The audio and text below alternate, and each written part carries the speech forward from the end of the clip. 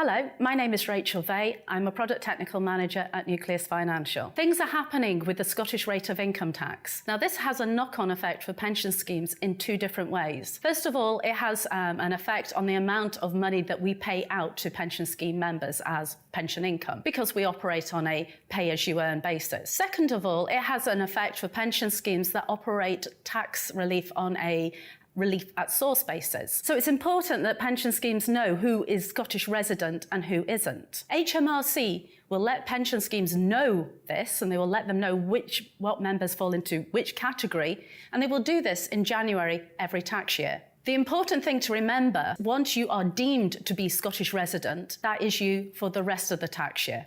So you might move to Northern Ireland or you might move to Wales halfway through the tax year. It doesn't matter. You're still deemed to be resident in Scotland. And vice versa. You might start the tax year off living in England, but if you move to Scotland halfway through, as far as HMRC is concerned, you're resident in the rest of the UK. Now, to make things a little bit more complicated, the Scottish Government has put forward proposals to introduce a new income tax structure for Scottish residents, starting this April in 2018. They want to introduce 5 tiers of income tax. So you will have starting rate, basic rate, intermediate rate, higher rate, and top rate.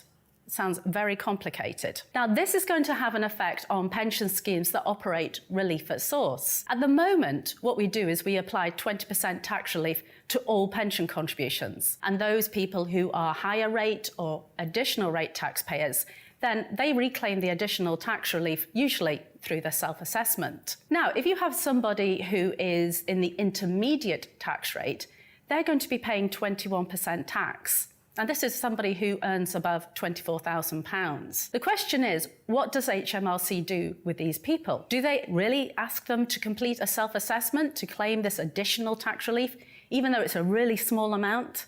And will someone who's just earning above £24,000, will they really be bothered to actually go to that time and trouble to do that? The simplest approach would be for HMRC to make an automatic adjustment for all the people who fall into this category. Also, what do you do for the people who are starting rate taxpayers? Now, they only pay 19% tax relief, but they'll be getting 20% tax relief on all their pension contributions. The easiest thing is for HMRC to say, we'll just let it go, and it's not going to be a problem. But they could also decide to do an automatic adjustment to reclaim back this tax relief from these people, say through their tax codes, maybe this later on in the tax year or in future tax years. So people who are in the starting rate category just need to be aware of this and watch out for what's going to happen. Now, all of this is proposals at the moment. The Scottish Government aren't really going to put out anything final until the middle of February. So we really don't know what the situation is, and HMRC hasn't really made any comments on this at all. This is something just to watch out for and be aware of. It's important that Scottish residents know what tax they're going to pay